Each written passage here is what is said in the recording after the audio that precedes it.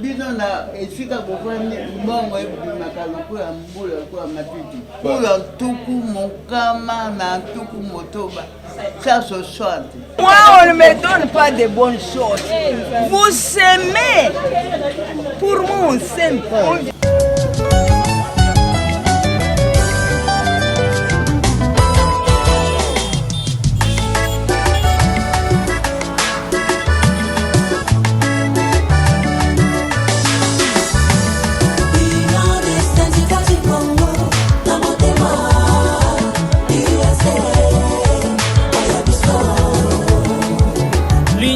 Syndicat du Congo, USC en sigle, est un syndicat interprofessionnel qui encadre plus de 1670 travailleurs et fonctionnaires exerçant leurs fonctions manuelles, ouvrières et intellectuelles dans tous les secteurs.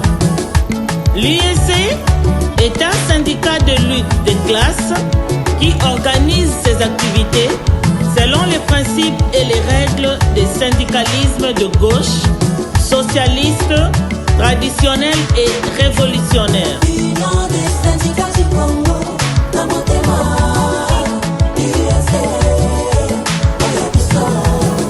Notre vision, faire le syndicalisme autrement, constituer une bonne et forte base, donner plus de pouvoir à la base plutôt qu'aux délégués. La communication permanente entre la base et les délégués, c'est notre force. Nous sommes un syndicat totalement engagé dans le combat pour la transformation socialiste, non seulement du milieu du travail, mais aussi de notre société. Nous sommes profondément opposés à l'exploitation des travailleurs et des fonctionnaires, au dumping social et à la misère qui touche la majorité de nos membres. Rapprocher les femmes et les syndicats pour gagner efficacement une relation difficile et indispensable. Union des syndicats du Congo, na motema, USC, Oyabiso. Basoda makasi babanga ketumba te. Tokolonga. Maponami oyo ezali ya USC. Biso USC tobanga bokila te o. Tokolonga. Bana DCF babanga ketumba te. USC ikanga masolo kwati kwe. Tokolonga. RDC mobimba USC na USC. Ba ministère nyonso USC na USC. Na ba entreprise nyonso USC na USC. Kiti oyo, kiti oyo. Kiti oyo, kiti oyo. Aha, Okolonga. Maponomi oyo eza ya USC. Kiti oyo eza ya DCF. USC DCF ne ba champion. Tobanga ketumba te.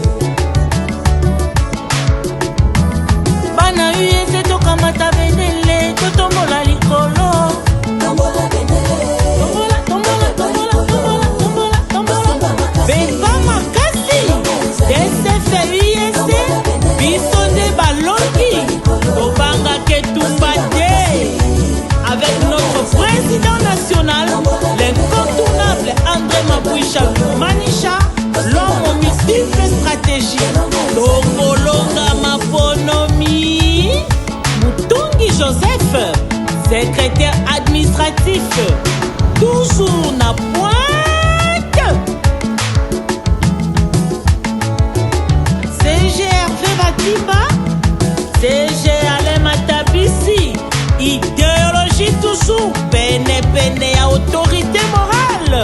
Tokolonga mokonzi ya bamama, Maman Rachel Fouquet, très active, toujours. Cordon Doudou, JD Dominique Mazeke, René Bijou Kajinga, Rosine Pierrette, Émérance Jolemi, force y a budget. Ensemble, on va plus loin.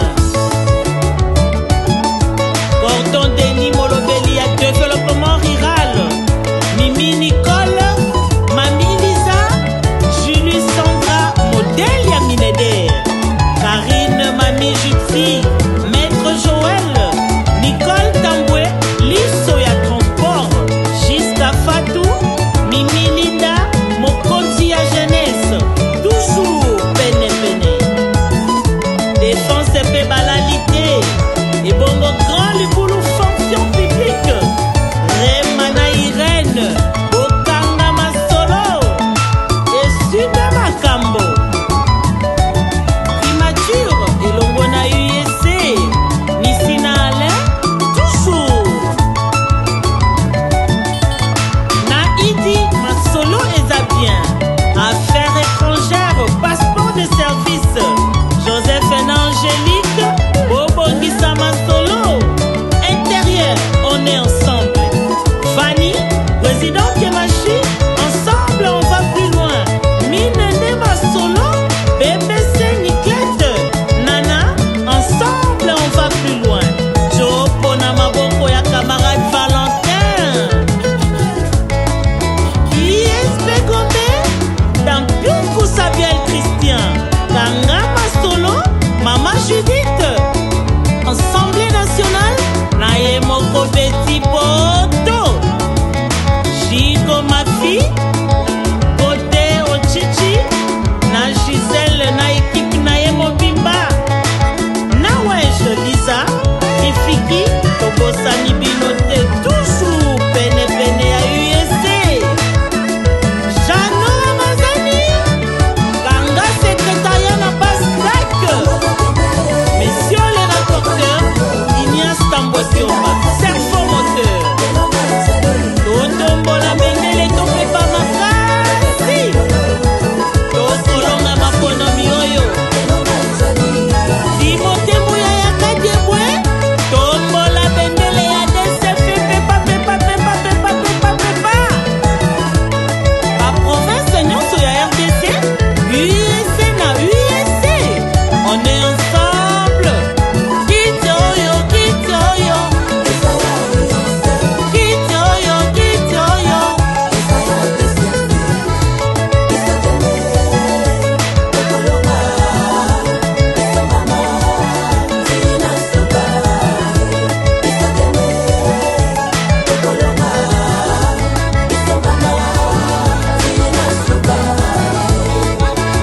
Bakadi Pandankole Antoinette, là où repose la confiance du chef. L'incontournable, l'infatigable, l'homme aux multiples stratégies. André Maboucha Lumanicha, président national, autorité morale. Tokolo. sepeli mpenza makasi nzamba pambola bino na kati ya kosala oyo bosali na mokola lelo na lependeme anzambe akumbama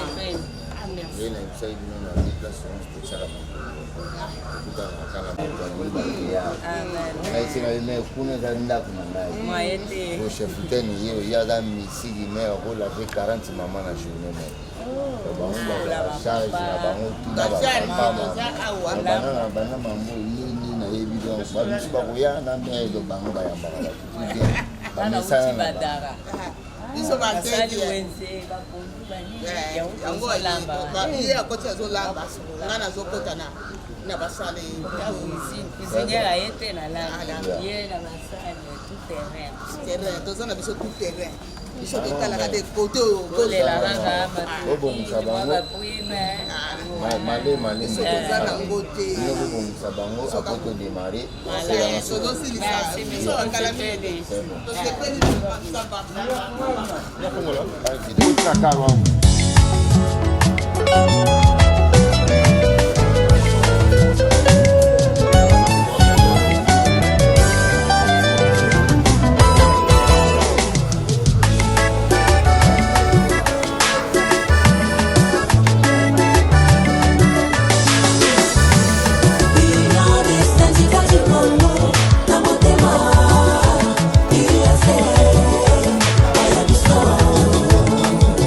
L'Union des syndicats du Congo, USC en sigle, est un syndicat interprofessionnel qui encadre plus de 1670 travailleurs et fonctionnaires exerçant leurs fonctions manuelles, ouvrières et intellectuelles dans tous les secteurs.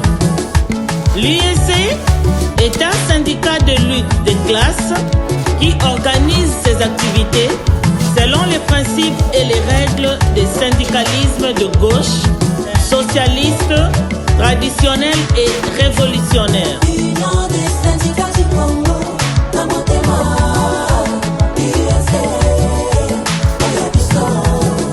Notre vision, faire le syndicalisme autrement, constituer une bonne et forte base, donner plus de pouvoir à la base plutôt qu'aux délégués. La communication permanente entre la base et les délégués, c'est notre force. Nous sommes un syndicat totalement engagé dans le combat pour la transformation socialiste, non seulement du milieu du travail, mais aussi de notre société. Nous sommes profondément opposés à l'exploitation des travailleurs et des fonctionnaires, au dumping social et à la misère qui touche la majorité de nos membres.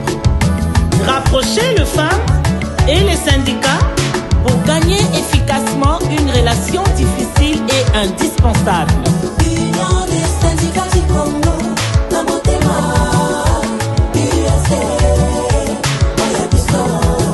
Basoda makasi babanga ketumba te. tokoki kodémarrer compte tenu na directive na bino parce que awa biso toyambaka toyebaka ide oyo bato baye na yango te tolandaka nde ndenge moto oyo aye kotala biso ndenge akopesa biso d'orientation na ye nde yango biso soki modification ekozala tokomodifie parce que biso awa mpona lobake no leta asonga biso te c'est grave mais la personne de bonne volonté de basonga biso mingi et yango nde tolinga kotia teke no ba exigence oyo biso toza na yango na makomi totiela moto oyo azoya kodelisa donc naza sous directive. Merci beaucoup. Bon, biso toza d'abord syndicat USC, Union des syndicats du Congo, au ministère des Mines. Alors, le Lozali, Journée internationale du travail. Alors, le col a toza ko fêter, to kanisa ki pe to ya ko fêter na ba vieillard na biso. Et surtout que attaque bango nyonso te, mais moko to mi balé to mi sa to bazaki pe ba travailleur le col a biso. Alors, toye kosolola na bango, omoni na biso toza ba bantu, tango ye nesika esika oyo ba personne âgée bazali, tokotika bango maboko pamba te, yango nde omoni tomemeli bango mwa mai, mwa lipa po et permettre biso tosolola na bango bien. Donc po ete ndenge biso tozo sepela, tozo fêter bango pe ata na mwa mai na biso, ata na mwa lipa na biso, bango pe ba sepela. Na ndenge na bango. Donc c'est vraiment une connexion entre nous et les vieillards. Biso to sepela bango pe ba sepela. Donc na idée wana nde omoni biso to komi a. En tout cas to rebi nongo nga mingi te. nous sommes vraiment des passages. Nous avons juste pour les kawana, tout ça bango mbote, tout soloyana bango pe. Et puis symboliquement, to kozwa moi eloko moko mibale, to misato, to pesi bango pe na maboko, et les mbote, to za elongo na bango. Pour pas se sentir quand même considérés, parce que ce sont des gens qui sont généralement abandonnés, délaissés. Moni biso ba bantu, surtout biso ba congolais, tous en a tendance à ce mutako mukolo koko wanandoki boye boye. Donc ce sont des gens qui sont vraiment abandonnés. Et nous en tant que les agents, c'était là qui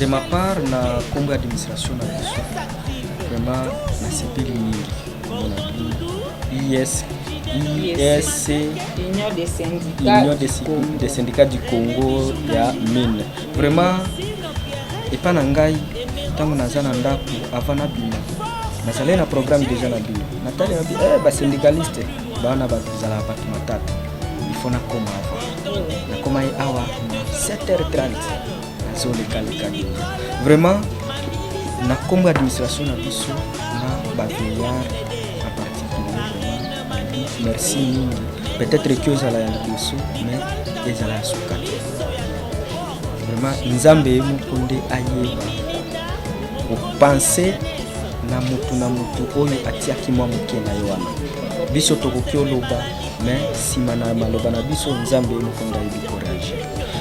Na profiter aussi na même occasion ya koloba na kombo ya bakopo keno nzambe ye moko amata viba ajo bazana parce que tozana koko moko ana azana 55 ans yes yasambela mingi keno amona obi ayo katango akuzala na lola mutu moko alekiye na ajo wana vraiment yasambela yango mingi kombo na ye na Madame Marie-Louise komona ye wana yango ndiga pe na profiter ya même occasion ya koyiba maloba na ye wana kotia yango likolo ya mutu na mutu oyo atiaki mwa moke na ye wana na bao batiaki te mais nzambe asunga bango dernière fois basala nini vraiment merci mingi planifier comment est-ce que Gabriel Christian Kanga Masolo Maman Judith Sala ISC.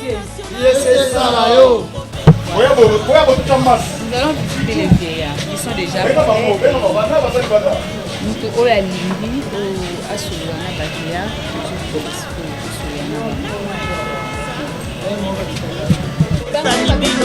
toujours pene à USC.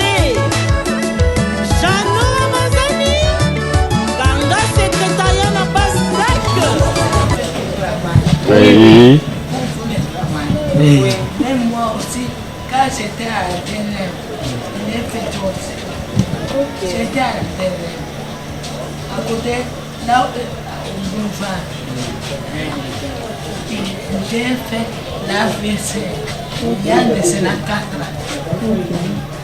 Vraiment, que Dieu vous bénisse abondamment. Amen. Vous assiste à votre travail, à tout ce que vous faites, dans votre famille, partout. Craignez Dieu. Craignez Dieu. Dieu aime les gens qui le craignent. Et vous avez la charité dans votre âme. La charité aime une autre comme toi-même. Quand tu aimes l'autre, Dieu va t'assister. Il ne faut pas avoir un mauvais cœur. Il ne faut pas. Tu abîmes. Quand tu as des mauvais cœurs, Dieu devient irrité.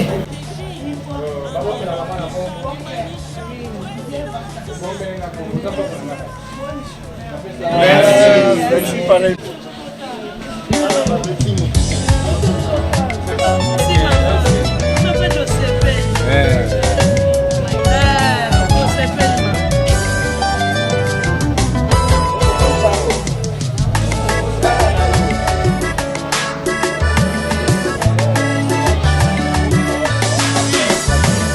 Union des syndicats du Congo, la Guatemala,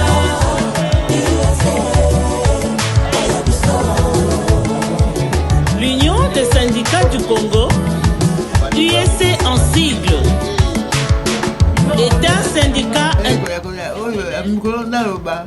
Loba. Yo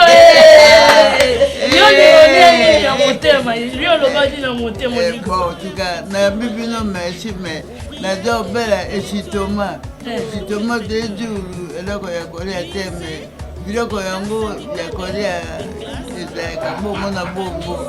Mais nzambe kaka me nalamuki. Mais comme baye mobimba naleki te naleki te lelo nalamuki na kombo na Yesu. azala na biso mpe na organisation oyo banda lelo kiseko na seko suka te.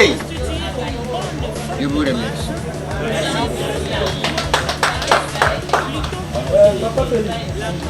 baye awa journée ya lelo baninga mosusu bazalaka lelo baza na bar bango basepeli mpena bafete na bakoko nasepeli makasi ndenge bazali awa ke nzambe ya abraham nzambe ya jacob nzambe ya isaac aza na bango mpenza aya elongo. Merci beaucoup. naza mingi ya koloba te nasepeli makasi na ndenge okotala biso nzambe asunga bino bakisi ya bino mikolo bokontinue mikolo nyonso mbula nyonso apesa bino mbula ebele ozala basanta koleka biso. Merci beaucoup. toza mpe na maputa mpona bamama mapapa mpe mpona bato nyonso ezali biloko toye nango eza kuna eza sur tokomona yango UEC na UEC baministere nyonso UEC na UEC na baentreprise nyonso UEC na UEC kiti oyo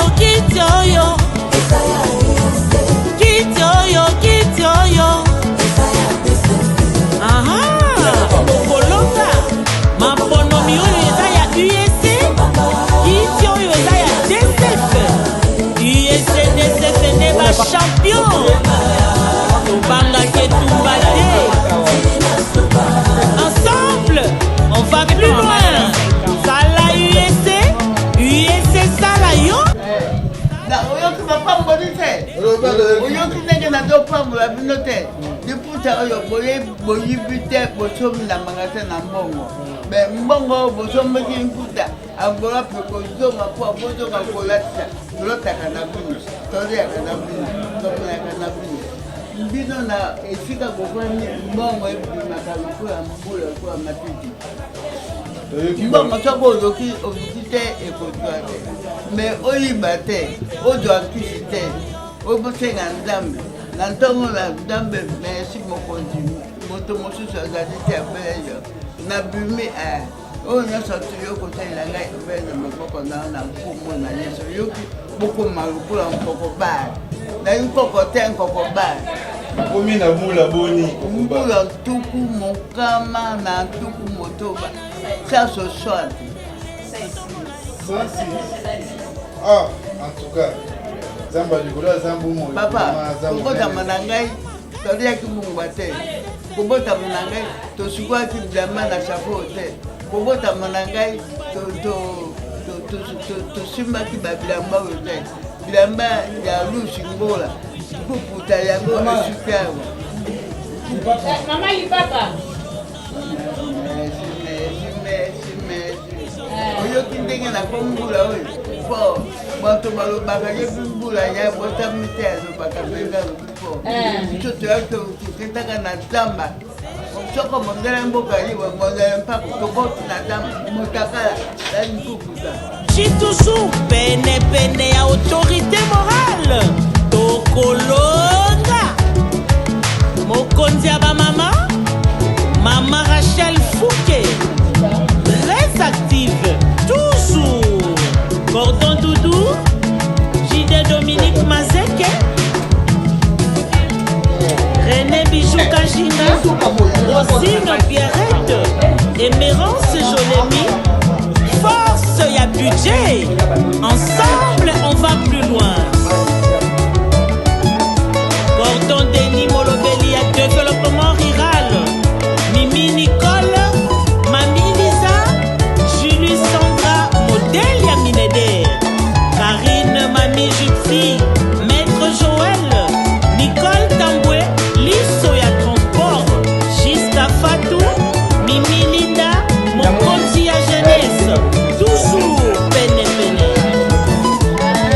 c'est pas banalité. Grand Liboulou fonction publique.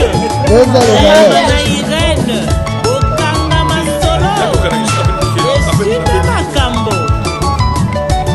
Immature, Elongona USC, Missina Alain, toujours. Naïdi, Masolo les a bien. Affaires étrangères, passeport de service. Joseph et Angélique, Bobo Ngissa Masolo. Intérieur, on est ensemble. Fanny, président Kemachi, ensemble on va plus loin. Minende Masolo, BBC Liquette, Nana, ensemble on va plus loin. Joko na maboko ya camarade Valentin. Biso toye kotala bino. Toye kotala bino. Toye kotala bino.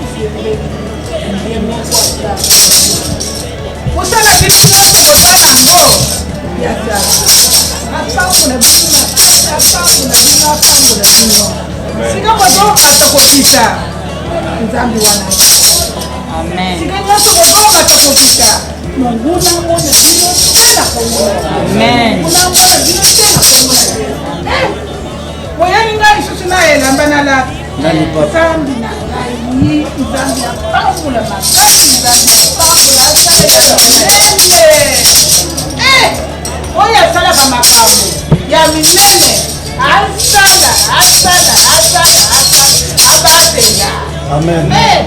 Ako kisabisa na dunia. Soki mama azana libongo na kati ya libongo, mwana azana kati ya libongo. Ya sabisa na mwana wana. Kule bili kwa kota bili na kati ya boy boy. Ni mko asali. Asili seputa na bino nyonso. Abo msabino. Soki mabala bododuka. Soki misala. Soki maye na klasa. Soki makambo nini bili kwa bana ngokusa. Nzambi wana pesa. Epesele bili na soko na Yesu Kristo. Amen.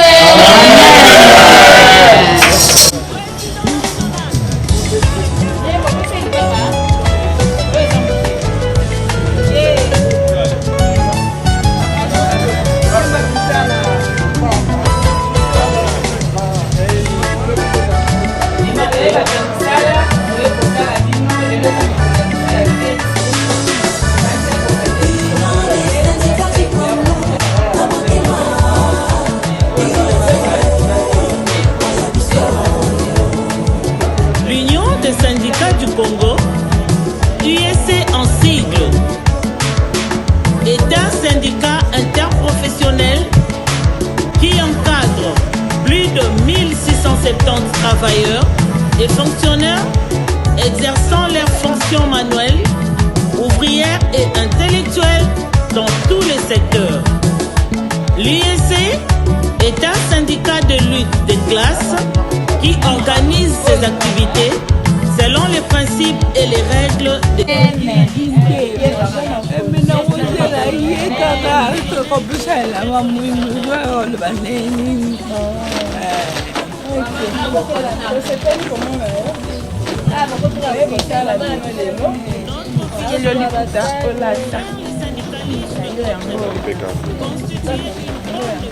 base, donner plus de pouvoir à la base plutôt qu'aux délégués. La communication permanente entre la base et les délégués, c'est notre force. Nous sommes un syndicat totalement engagé dans le combat pour la transformation socialiste, non seulement du milieu du travail, mais aussi de notre société. Nous sommes profondément opposés à l'exploitation des travailleurs et des fonctionnaires, au dumping social et à la misère qui touche la majorité de nos membres. Rapprocher les femmes et les syndicats pour gagner efficacement. Je suis pour le moment, on a alobaki chapitre. Maman Kaniso, moi, je te répondrai. Je te montrerai les choses cachées que tu ne connais pas. Quand on a côté pas on a le bien.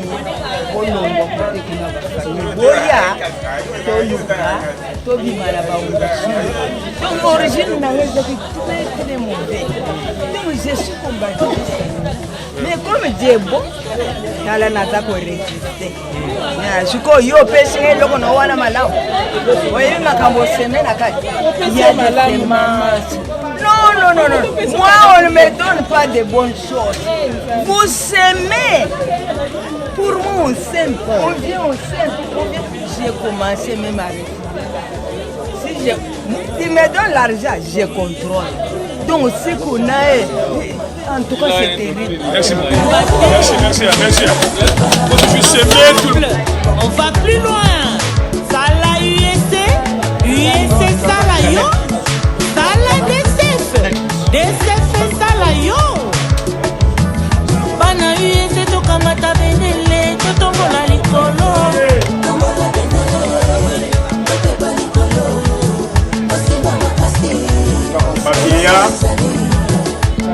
Abonnement direct.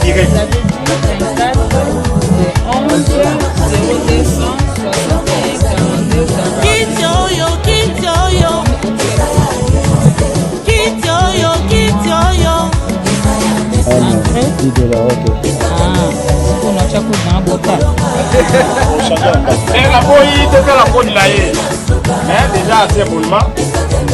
Ici là, papa la biso, papa la biso, Jango anaye. Bana USC tokamata benele, totombola. Papa, mettez la main dans la boca.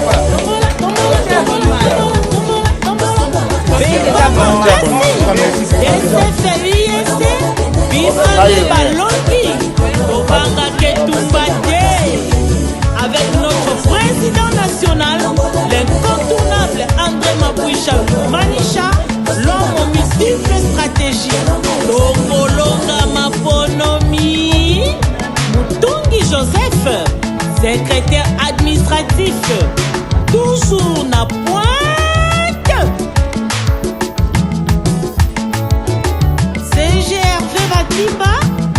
CG Alain Matin.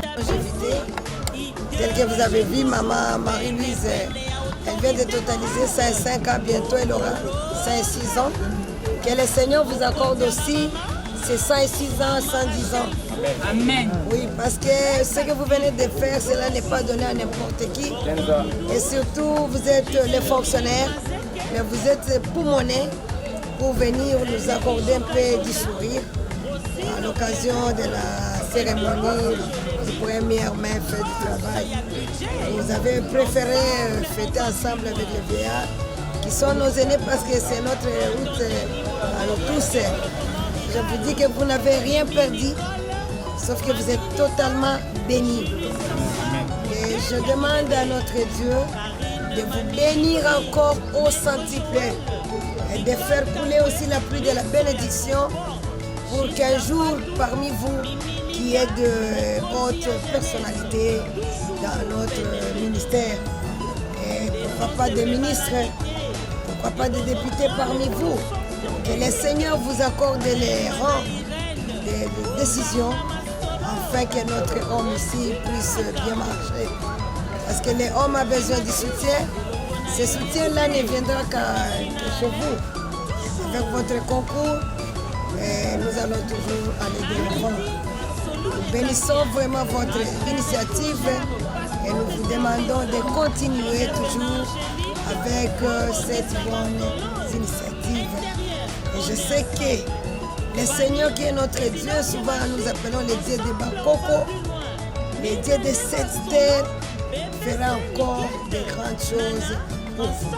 Et je sais que vous avez semé à cette date du premier et nous savons que vous allez les récolter totalement. La Bible nous dit, il est donné qu'à celui qui donne. Et de donner, c'est l'acte aussi de recevoir. Et je le dis au fond de mon cœur, au nom de tous les Bakoko, que vous êtes bénis. Vos enfants, vos familles, votre enfant soient bénis au nom de Jésus. Je sais que de là où vous êtes en train de travailler, je vous ai demandé aussi que le Seigneur fasse aussi de son œuvre et que vous ayez des signatures. Parce que lorsqu'on a la signature dans vos mains, et nous savons que nous, qui sommes les abandonnés de nos familles, nous savons que nous allons vivre mieux dans votre canal. Que Dieu bénisse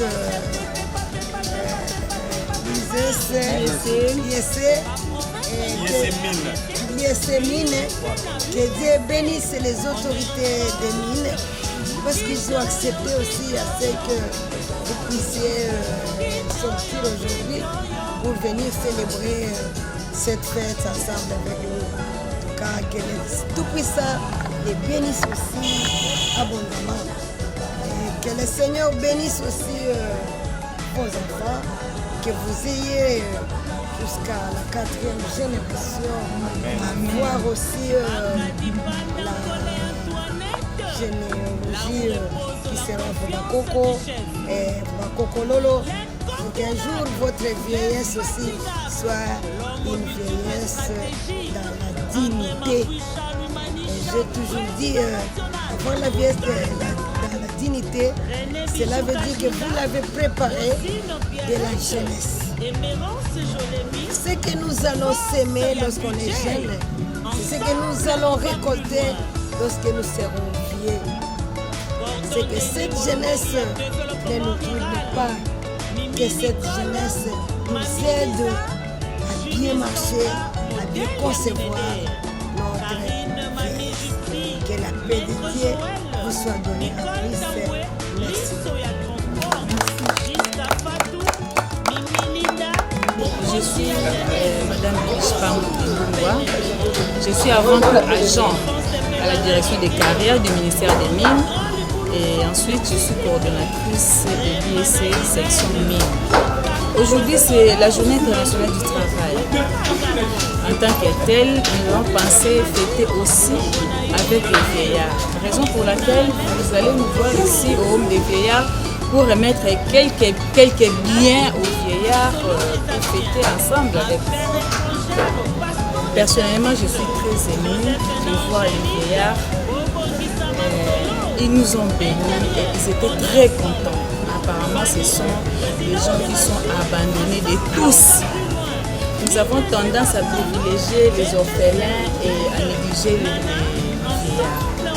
Nous, aujourd'hui, nous avons pensé à visiter les vieillards et à amener quelque chose qui apportera les sourires dans leurs lèvres. C'était vraiment une immense joie pour nous. Et nous avons rencontré une dame de 105 ans. D'ici peu, elle aura 106 ans. Avoir plus de 100 ans, ce n'est pas donné à tout. C'est une grâce, c'est une grâce exceptionnelle qu'a cette dame. Et elle nous a vraiment bénis. Elle demande à ce que quelqu'un puisse avoir au-delà de son âge. Et on l'espère. Merci.